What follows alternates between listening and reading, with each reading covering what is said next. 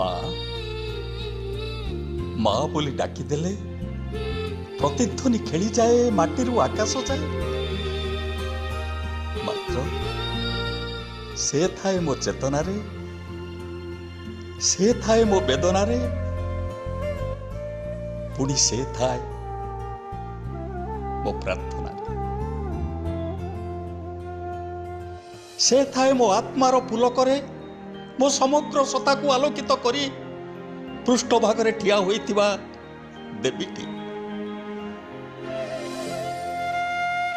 ସେ ଜଗିଥାଏ ମୋ ବାଟକୁ, ଆକଟ କରିଥାଏ ମୋ ଚଗଲା ପଣକୁ।